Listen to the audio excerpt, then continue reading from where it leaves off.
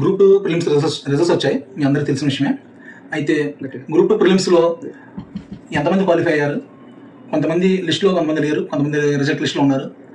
అయితే అసలు ఎందుకు రిజల్ట్ లిస్టులో ఉన్నారు, లేదంటే మనకి మెయిన్స్కి ఎలా ప్రిపేర్ అవ్వాలి అనే కొన్ని డౌట్స్ అన్నింటిని అనిల్ ట్యూషన్ ఛానల్ ద్వారా అనిల్ కుమార్ గారిని అడిగి తెలుసుకుందాం. నమస్తే సార్. నమస్తే అండి. సార్, మనకి గ్రూప్ 2 ప్రిలిమ్స్ వచ్చాయి, రిజల్ట్స్ వచ్చాయి. అయితే కట్ ఆఫ్ ఎంత పెట్టారు ఏంటనేది చాలామందికి ఇంకా క్లారిటీ లేదు. కొంతమంది క్వాలిఫై అవ్వలేదు. అయితే రిజల్ట్ లిస్ట్ అని కూడా సంథింగ్ మనకి ఏపీబీఎస్ బోర్డు పెట్టడం జరిగింది. ఆ రిజల్ట్ లిస్ట్లో వాళ్ళు ఎందుకు రిజెక్ట్ అయ్యారు ఏంటనేది కొంచెం క్లారిటీ ఇవ్వరా?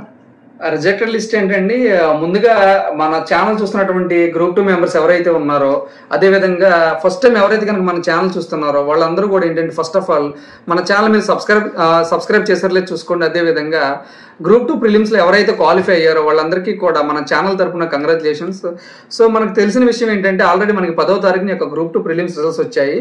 సో దాంట్లో ఏంటంటే ఎవరైతే ఫస్ట్ క్వాలిఫై అయ్యారో వాళ్ళ పేర్లని ఫస్ట్ లిస్ట్లో వాళ్ళు పెట్టడం జరిగింది. సో తర్వాత ఏంటంటే ఎవరైతే రిజెక్ట్ అయ్యారో, రిజెక్ట్ అంటే దాని అర్థం ఏంటంటే కొంతమంది ఏంటంటే వాళ్ళ యొక్క హాల్ టికెట్ నెంబర్స్ అదేవిధంగా బబులింగ్ చేయడం అనేది, అంటే బుక్లెట్ కోడ్ సిరీస్ ఏదైతే ఉందో సో దాన్ని కరెక్ట్గా బబుల్ చేయకపోవడం వల్ల ఒక 2500 మంది హాల్ టికెట్ నెంబర్లు అనేవి వాళ్ళు రిజెక్టెడ్ లిస్ట్లో పెట్టడం జరిగింది. ఆ రిజెక్టెడ్ లిస్ట్లో పెట్టడం వల్ల కొంతమంది పేర్లు అనేవి లేవు. ఇంకా చాలా మంది ఏంటంటే మా యొక్క పేర్లు అనేవి ఎలిజిబుల్ లిస్ట్లో, అదే క్వాలిఫైడ్ లిస్ట్లో లేవు, అదేవిధంగా రిజెక్టెడ్ లిస్ట్లో లేవు కూడా అడుగుతున్నారు. సో అంటే దాని అర్థం ఏంటంటే మీరు క్వాలిఫై అవ్వలేదని అర్థం. అంటే వన్స్ కనుక మీరు క్వాలిఫై అయితే మీ యొక్క నెంబర్ అనేది క్వాలిఫైడ్ లిస్ట్లో ఉంటుంది. ఇన్ కేసు కనుక మీరు క్వాలిఫై అయ్యి రిజెక్టెడ్ లిస్ట్లో ఉందని దాని అర్థం ఏంటంటే మీరు ఏదైనా రాంగ్ చేసి ఉంటారు, ఓఎంఆర్ షీట్లో రాంగ్ చేసి ఉంటే కనుక దాంట్లో ఉంటుంది. ఇంకా కట్ ఆఫ్ విషయానికి వస్తే మనకున్నటువంటి అంచనా ప్రకారం ఏంటంటే 19 మార్కులు పైబడి వచ్చిన వాళ్ళందరూ కూడా గ్రూప్ 2 ప్రిలిమ్స్లో క్వాలిఫై అయ్యారు. Okay sir. సార్, ఇప్పుడు గ్రూప్ 2 మెయిన్స్లో విజయం సాధించాలంటే ఏ విధంగా టైం టేబుల్ అనేది ఫాలో అవ్వాలంటారు?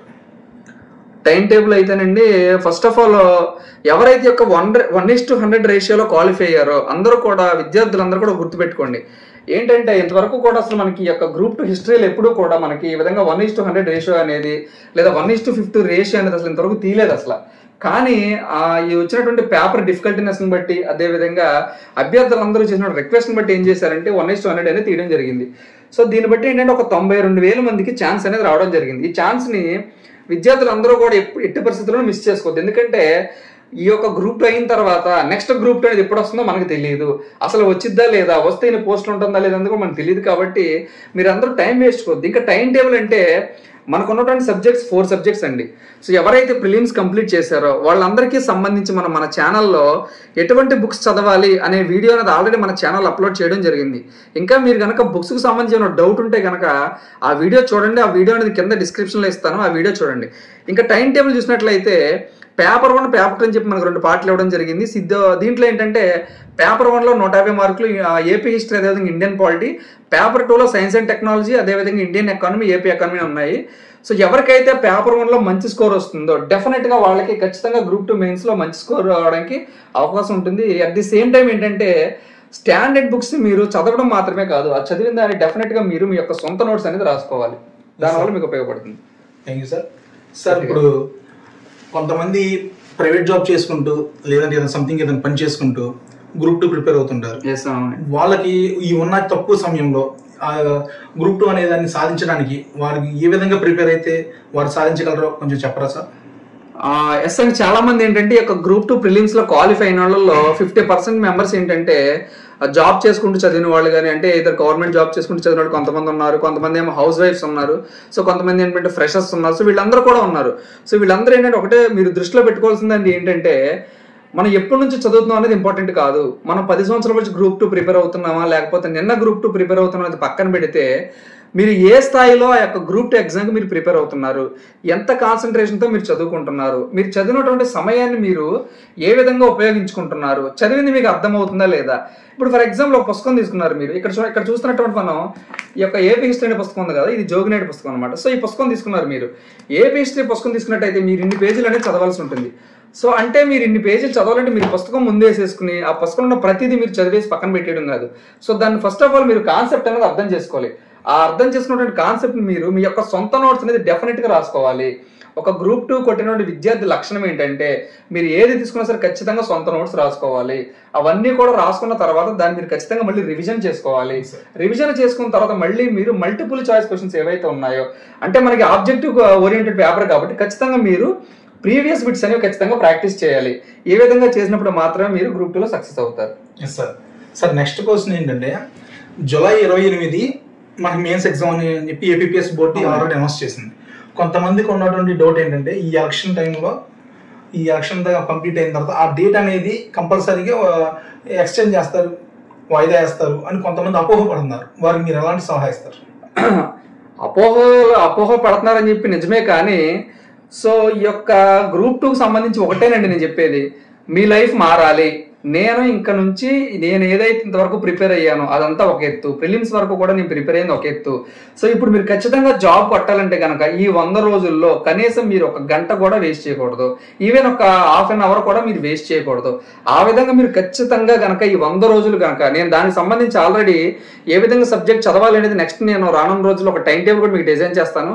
మీరు ఖచ్చితంగా దాన్ని ఫాలో అవ్వాలి. దాంతోపాటు ఏంటంటే వాయిదా అని చెప్పి అంటున్నారు కదా, మీరు ఈ యొక్క వాయిదా కాన్సెప్ట్ అనేది మన మైండ్లోంచి అదేవిధంగా మీ యొక్క హృదయంలోంచి తీసేయండి దాన్ని. ఎందుకంటే వాయిదా అనేది పడొచ్చు పడకపోవచ్చు. ఇన్ కేసు వాయిదా పడింది అనుకోండి మంచిదే, వాయిదా పడకపోతే అంటే మీరు అప్పుడు దాకా ఏంటంటే గ్రూప్ 2 ప్రిలిమ్స్ లాగా ఒక 2 నెలల తర్వాత మళ్ళీ మెయిన్స్ వాయిదా వేయండి, మెయిన్స్ వాయిదా వేయండి చెప్పి మళ్ళీ మీరు కనుక ఆ విధంగా చేస్తే దానివల్ల ఏపీపీఎస్ వాళ్ళకి ఏమర్థం అవుతుందంటే అసలు ఇది చదవడం లేదు, ముందు వాయిదాల కోసం వస్తారని చెప్పి వాళ్ళు ఏం చేస్తారంటే ఖచ్చితంగా అదే షెడ్యూల్కి ఎగ్జామ్ అనేది పెడతాం జరుగుతుంది. కాబట్టి వాయిదా వేసే మనసుతో పక్కన పెట్టుకుని ముందు మనకున్న ఈ 100 రోజులే, ఈ 100 రోజుల్లో మనం ఉన్నటువంటి 4 సబ్జెక్ట్స్ ఏ విధంగా ప్రిపేర్ అవ్వాలి అని మీరు ఫోకస్ చేసినట్లయితే ఖచ్చితంగా మీకు జాబ్ అనేది వస్తుంది. ఓకే, గ్రూప్ 2 ప్రిపేర్ అయ్యే అభ్యర్థులకి ఎకానమీ అనేసరికి చాలా భయపడుతుంటారు. వారి ఎకానమీని ఏ విధంగా ప్రిపేర్ అయితే వాళ్ళు విజయం సాధించగలరో చెప్పండి సార్. ఓకే, ఎకానమీ ఒకటే కాదు, మీకు పేపర్ 2కి సంబంధించి నేను ప్రతి విద్యార్థికి చెప్పేది ఏంటంటే, పేపర్ 2 కనుక మీరు చూసినట్లయితే అందుట్లో ఇండియన్ ఎకానమీకి సంబంధించి కొన్ని కాన్సెప్ట్స్ మాత్రమే మనకి సిలబస్లో మెన్షన్ చేయడం జరిగింది. ఫర్ ఎగ్జాంపుల్ మీరు కనుక ఇండియన్ ఎకానమీకి సంబంధించి ప్రణాళికలు అనే టాపిక్ చూసినట్లయితే ప్రీవియస్గా మనకి యొక్క గ్రూప్ 2 ఎగ్జామ్లో ఖచ్చితంగా ప్రణాళికలు అనే టాపిక్ ఉండేదండి. కానీ ఈ సంవత్సరం చూసినట్లయితే సిలబస్లో మనకి అసలు ప్రణాళికలు అనేది లేదు, అంటే ఆ కాన్సెప్ట్ అనేది లేదు అసలు. అంటే మీరు ఫస్ట్ ఆఫ్ ఆల్ ఏం చేయాలంటే సిలబస్లో ఏదైతే ఉందో అది మాత్రం మీరు చదవాలి. ఇండియన్ ఎకానమీ బుక్ తీసుకుంటే మీరు ఆ బుక్లో ఉన్నటువంటి ఒక 1000 పేజీల్లో దాదాపు 400 నుంచి 450 పేజీలు అనేది సిలబస్లోనే లేదు. అంటే సిలబస్లో ఏదైతే ఉందో దాన్ని మాత్రం మీరు చదవాల్సి ఉంటుంది. సో దీనికి అంతటి కూడా ఉపయోగపడే విధంగా ఇండియన్ ఎకానమీ వీడియోస్ కూడా నేను మన ఛానల్లో ఏ విధంగా చదవాలో కూడా అప్లోడ్ చేశాను ఆల్రెడీ. మీరు ఆ వీడియోస్ చూడండి, ఆ వీడియోస్ చూస్తే మీరు ఏ విధంగా చదవాలో కూడా అర్థమవుతుంది. ఓకే సార్, ఇప్పుడు ఆల్మోస్ట్ 100 days ఉంది అనుకుంటా ఎగ్జామ్కి. ఇంత తక్కువ టైంలో సిలబస్ మొత్తాన్ని కంప్లీట్ చేయగలరా? ఎస్ అండి, 100 days అనేది నిజం చెప్పాలంటే అసలు ఈ యొక్క 100 days అనేది సరిపోవండి నన్ను అడిగితే. కానీ మీకు ఎప్పుడు సరిపోతాయి అంటే ఈ యొక్క 100 రోజులు పర్ఫెక్ట్ ప్లానింగ్తో, పర్ఫెక్ట్ టైం టేబుల్తో పర్ఫెక్ట్గా మీరు ప్రాక్టీస్ చేసినట్లయితే కనుక ఖచ్చితంగా టైం సరిపోతుంది. మీరు అలా కాకుండా ఒక గైడెన్స్ లేకుండా ఎవరు చెప్పినట్టు వాళ్ళు వినేసి ఏ స్టాండర్డ్ బుక్స్ తిరుగుతా స్టాండర్డ్ బుక్స్ మీరు కొనేయడం, వాళ్ళు చెప్పారని చెప్పి వీళ్ళు చెప్పారని అనేక పుస్తకాలు మీరు కొనేయడం, స్టడీ మెటీరియల్ తీసుకొచ్చి అక్కడ పక్కన పడేయడం, దాన్ని అలా చదువుకుంటూ మీరు ఎప్పటికీ సిలబస్ కంప్లీట్ చేయలేరు.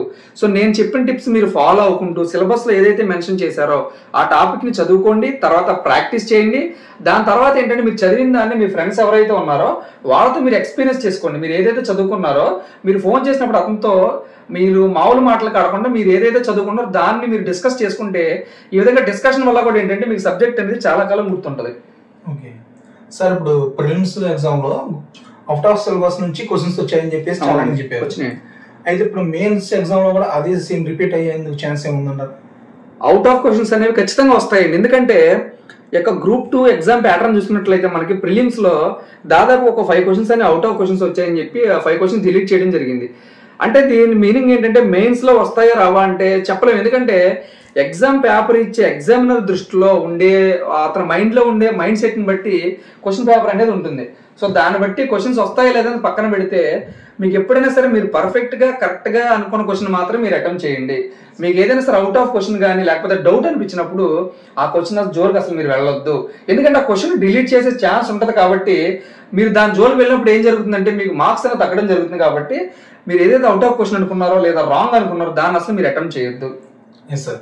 సార్ ఇప్పుడు ఈ తక్కువ సమయంలో కోచింగ్ తీసుకోవడం కరెక్ట్ అంటారా, సొంతంగా ప్రిపేర్ అవ్వడం కరెక్ట్ అంటారా? కోచింగ్ తీసుకోవడం అంటే సో అభ్యర్థులందరూ కూడా వెరీ వెరీ ఇంపార్టెంట్ క్వశ్చన్ అడిగాడండి. అదేంటంటే సార్ మేము కోచింగ్ తీసుకోవాలని అడుగుతున్నాడు. సో ఇక్కడ 2 రకాల అభ్యర్థులు ఉన్నారండి. అదేంటంటే ఇంతవరకు కూడా అసలు గ్రూప్ 2 మీద ఎటువంటి అవగాహన లేకుండా జస్ట్ ఇప్పుడే డిగ్రీ అయిన కొంతమంది ఏంటంటే వేరే జాబులు చేసుకుంటూ సరే ఏదో గ్రూప్ 2 పడింది కదా అని పెట్టిన కొంతమంది, వాళ్ళని ఏంటంటే కొంతమంది క్వాలిఫై అయ్యారు. వాళ్ళు ఏంటంటే ఖచ్చితంగా కోచింగ్ అనేది తీసుకోవాల్సిందే. ఎందుకంటే వాళ్ళకి మినిమం బేసిక్స్ అనేది తెలియవు కాబట్టి ఖచ్చితంగా వాళ్ళు కోచింగ్ సెంటర్కి వెళ్ళాలి. ఇంకొకటి ఏంటంటే 2వ రకం అభ్యర్థులు ఉన్నారు. వాళ్ళు ఏంటంటే సీనియర్ ఆస్పిరెంట్స్, వాళ్ళు ఇంచుమించు ఒక 4 నుంచి 5 సంవత్సరాల నుంచి ప్రిపేర్ అయ్యేవాళ్ళు, 10 సంవత్సరాల నుంచి ప్రిపేర్ అయ్యేవాళ్ళు కూడా ఉన్నారు. సో వాళ్ళ కోచింగ్ అనేది ఎట్టి పరిస్థితులు అవసరం లేదు. వాళ్ళు ఏంటంటే వాళ్ళు ఏదైతే చదువుకున్నారో దాన్ని ఒకసారి రివిజన్ చేసుకోవడం, దాంతోపాటు ప్రీవియస్ పేపర్స్ ప్రాక్టీస్ చేయడం, మాక్ టెస్టులు రాయడం, అనేక సార్లు రివిజన్ చేయడం.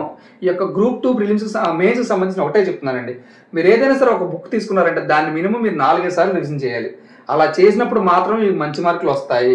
అలాంటి టైంలో మాత్రమే మీకు ఉపయోగపడుతుంది. సార్ ఇప్పుడు గతంలో గ్రూప్ 2 జాబ్ క్రాక్ చేసిన వాళ్ళు కొంతమంది చెప్తుంటారు, నేను 14 గంటలు చదివాను, 16 గంటలు చదివాను. అసలు ఎన్ని గంటలు చదవాలంటారు? ఎన్ని గంటలు చదవాలనేది it's depending upon our mind capability అండి. అంటే ఫర్ ఎగ్జాంపుల్ ఇప్పుడు నేను ఉన్నాను అనుకోండి, నేను వచ్చేసి ఒక రోజుకి సుమారు ఒక 6 గంటల వరకే కష్టపడగలను, అంటే చదవగలను నేను అనుకుందాం. అంటే మిగిలినటువంటి నా టైం నేను నా పర్సనల్ లైఫ్ కేటాయించుకోవాలి, నా యొక్క జాబ్ లైఫ్కి నేను కేటాయించుకోవాలి. అదేవిధంగా నా మిగిలినటువంటి కార్యక్రమాలు ఏవైతే ఉన్నాయో ఇంపార్టెంట్ కార్యక్రమం వాటిని నేను కేటాయించుకున్న తర్వాత మిగిలినటువంటి 6 గంటలు ఏవైతే ఉన్నాయో ఈ 6 గంటలు ఖచ్చితంగా నేను యొక్క గ్రూప్ 2 ప్రిపేర్ అవ్వడానికే కేటాయించుకోవాలని చెప్పి మీరు కూడా డిసైడ్ అవ్వండి. అంటే మీరు ప్రిపేర్ అయ్యేటప్పుడు కొంతమంది ఏంటంటే జాబ్ లేని వాళ్ళు ఉన్నారు. ఫర్ ఎగ్జాంపుల్ వాళ్ళు ఏంటంటే మినిమం మీరు ఒక 6 నుంచి 7 గంటలు లేదా 7 నుంచి 8 గంటలు ఖచ్చితంగా ప్రిపేర్ అవ్వాలి. మీరు 10 గంటలు 12 గంటలు పుస్తకాలు ముందేసేసుకుని నేను ఏదో ప్రిపేర్ అయిపోయి అలా కాకుండా చదివినటువంటి ఆ 7 నుంచి 8 గంటలు మీరు ఖచ్చితంగా గనక కాన్సన్ట్రేషన్తో ఎటువంటి డిస్ట్రాక్షన్స్ లేకుండా, మెయిన్ ఏంటంటేనండి ఫోన్ మీరు వాడొద్దండి. అసలు ఎప్పుడైతే మీరు ప్రిపరేషన్ స్టార్ట్ చేశారో, ఫర్ ఎగ్జాంపుల్ మీరు పొద్దున్న 6ంటికి ఎప్పుడో లేచారు, 6 నుంచి ఒక 2 గంటలు మీరు చదివేటప్పుడు ఏం చేస్తారంటే ఫోన్ అనేది పక్కన పెట్టేసి ఆ 2 గంటల సేపు మీ కాన్సన్ట్రేషన్ మొత్తం కూడా ఖచ్చితంగా బుక్స్ మీదే ఉండాలి. ఆ విధంగా కనుక ప్లాన్ చేసి చదివినట్లయితే మినిమం 6 నుంచి 7 గంటలు చదివినట్లయితే ఖచ్చితంగా మీరు ఇక గ్రూప్ 2 మెయిన్స్ లో క్వాలిఫై అవుతారు. సార్ ఇప్పుడు ప్రిలిమ్స్ లో కొంతమంది నెగిటివ్ మార్కింగ్ ఉందనే విషయం కూడా మర్చిపోయి అనవసరంగా క్వశ్చన్స్ అటెంప్ట్ చేసి ఇప్పుడు ప్రెసెంట్ క్వాలిఫై అవ్వలేదు. ఇప్పుడు మెయిన్స్ ఎగ్జామ్ విద్యార్థులు అలాంటి మిస్టేక్స్ చేయకుండా ఏ విధంగా నెగిటివ్ మార్కింగ్ అనేదాన్ని ఎలా హ్యాండిల్ చేయాలనేది కొంచెం చెప్పండి sir. So negative marking handle ఏంటంటే ఫస్ట్ ఆఫ్ ఆల్ మీరు ఒకటి గుర్తుపెట్టుకోవాలి. ఫస్ట్ ఆఫ్ ఆల్ ఏంటంటే మీరు పేపర్ అటెంప్ట్ చేసేటప్పుడు విద్యార్థులందరూ కూడా గుర్తుపెట్టుకోవాల్సిన, ప్రతి విద్యార్థి కూడా గుర్తుపెట్టుకోవాల్సింది ఏంటంటే ఖచ్చితంగా క్వశ్చన్ పేపర్ ఇచ్చాక ఏంటంటే మీరు గుడ్డెత్తి చేలో పడినట్టు స్టార్టింగ్ నుంచి బబుల్ చేసుకుని వెళ్ళిపోకూడదండి. ఫస్ట్ ఏం చేయాలంటే మీరు అసలు పేపర్ ప్యాటర్న్ ఎలా ఉంది, పేపర్ అనేది డిఫికల్టీగా ఉందా, పేపర్ అనేది ఈజీగా ఉందని చెప్పి ఒకసారి మీరు పేపర్ చదువుకోండి. ఫస్ట్ ఆఫ్ ఆల్ మనకి ఇచ్చిన బుక్లెట్ అనేది ఒక 10 మినిట్స్ చదువుకోండి చాలు. వచ్చినటువంటి మీకు టైం 2.5 గంటలు 3 గంటలు టైం ఉంటుంది కాబట్టి ఒక 10 మినిట్స్ పాటు ముందు ఏంటంటే మీరు క్వశ్చన్ పేపర్ని చదవండి. చదువుకున్న తర్వాత క్వశ్చన్ పేపర్ అనేది ఎలా ఉంది, బాగా ఈజీగా ఉందా, అంటే మీరు ఎక్కువ క్వశ్చన్స్ అనేవి అటెంప్ట్ చేయాల్సి ఉంటుంది. లేదు పేపర్ అనేది చాలా టఫ్గా వచ్చింది అనిపించింది మీకు అంటే మీరు ఎగ్జాక్ట్గా మీకు ఏవైతే తెలుసో అవి మాత్రం మీరు అటెంప్ట్ చేయండి. ఇంకా నెగిటివ్ మార్కింగ్ జోలికి అస్సలు వెళ్ళొద్దండి. అసలు నన్ను అడిగితే అసలు ఫర్ ఎగ్జాంపుల్ మన భారతదేశానికి స్వాతంత్రం ఎప్పుడు వచ్చింది, ఆప్షన్స్లో మీకు 1947, 1949, 1950 అని ఉంది. మీకు తెలుసు 1947 అని, అది మాత్రమే పెట్టండి. రిపబ్లిక్ డే మనకి ఎప్పుడు వచ్చింది, జనవరి 26, జనవరి 27, జనవరి 28 అని ఉంది. మీకు తెలియదు ఆ బిట్టు, కానీ 26, 27, 25 3 కూడా దగ్గర నెంబర్లే. మీకు తెలియదు కాబట్టి దాని జోలికి మీరు అస్సలు వెళ్ళకూడదు, దాన్ని వదిలేయడం ఉత్తమం. సార్ ఇప్పుడు ప్రజెంట్ ప్రశ్నల సరళి అనేది మారిపోయింది. ప్రతిదీ కూడా అప్డేట్ గానే వస్తుంది. అంటే క్వాలిటీ కానీ ఎకానమీ కానీ మొత్తం కూడా అప్డేట్ అడుగుతాడు. ఆ అప్డేట్ ఇన్ఫర్మేషన్ ని మనం ఎక్కడి నుంచి గ్యాదర్ చేసుకోవాలంటారు? ఓకే, అప్డేటెడ్ ఇన్ఫర్మేషన్స్ కంటే నేను మెయిన్ చెప్పేది ఏంటంటే ఆల్రెడీ నేను బుక్స్ కు సంబంధించి ఒక వీడియో చేశానండి. సో దాంట్లో నేను మన అనేకమైనటువంటి గవర్నమెంట్ సోర్సెస్ యొక్క డేటా అనేది ఖచ్చితంగా మనం ఫాలో అవ్వాలండి. మీరు ఎటువంటి స్టాండర్డ్ బుక్ తీసుకున్నా సరే దాంట్లో ఏంటంటే అప్డేటెడ్ వెర్షన్ అనేది ఉండదు. ఎందుకంటే ఫర్ ఎగ్జాంపుల్ మీరు ఈ రోజు బుక్ కొన్నారు, రేపు ఇన్సిడెంట్ జరిగి ఉండొచ్చు. సో దానికి సంబంధించిన ఇన్ఫర్మేషన్ అనేది ఖచ్చితంగా బుక్ లో ఉండదు. కాబట్టి మనకి ప్రెస్ ఇన్ఫర్మేషన్ బ్యూరో, అదే విధంగా సెంట్రల్ గవర్నమెంట్ కి సంబంధించి కొన్ని వెబ్సైట్స్ ఉంటాయండి. ఆ వెబ్సైట్స్ నేను ఆల్రెడీ వీడియో చేశాను. ఆ వెబ్సైట్స్ మీరు ఖచ్చితంగా ఫాలో అవ్వాలి. మీరు ఎటువంటి బుక్స్ చదివినా సరే ఆ వెబ్సైట్ కనుక మీరు ఫాలో అవ్వకపోతే కనుక మీకు మార్క్స్ అనేవి పోవడానికి అవకాశం ఉంటుంది. Thank you sir. చూసారా ఫ్రెండ్స్, మనకి నాకు తెలిసినటువంటి కొన్ని నాకు అనిపించిన ప్రశ్నలు నేను అడిగి తెలుసుకున్నాను. మీకు ఏ విధమైన సందేహాలు ఉన్నప్పటికీ కామెంట్స్ ద్వారా సార్ అడగండి. సార్ తప్పకుండా మీకు అనిల్ ట్యూషన్ ఛానల్ ద్వారా మీకు రిప్లై ఇస్తారు. Thank you. సో మన ఛానల్ ఇంతవరకు కూడా చూసినటువంటి వాళ్ళు ఎవరైతే ఉన్నారో వాళ్ళందరికీ కూడా నేను చెప్పేది ఏంటంటే, ఈ యొక్క గ్రూప్ 2 ప్రిలిమ్స్ కి సంబంధించి క్వాలిఫై అయిన వాళ్ళందరికీ కూడా ఎటువంటి డౌట్ ఉన్నా సరే కింద ఖచ్చితంగా కామెంట్ సెక్షన్ లో కామెంట్ చేయండి. నేను మీ అందరికీ కూడా అర్థమయ్యే విధంగా మన ఛానల్లో నేను ఏపీ హిస్టరీ, అదేవిధంగా ఇండియన్ పాలిటీ, అదేవిధంగా ఇండియన్ ఎకానమీ వీడియోస్ కూడా నేను ఆల్రెడీ అప్లోడ్ చేశాను. అవి మీరు ఒకసారి చూడండి. చూసిన తర్వాత మీకు కంటెంట్ నచ్చినట్లయితే ఖచ్చితంగా మీ ఫ్రెండ్స్ అందరికీ షేర్ చేయండి. వీడియోకి సంబంధించి మీకు ఎటువంటి డౌట్ ఉన్నా సరే కింద కామెంట్ సెక్షన్ లో కామెంట్ చేయండి. ఫైనల్ గా మన ఛానల్ సబ్స్క్రైబ్ చేసుకోండి. Thank you.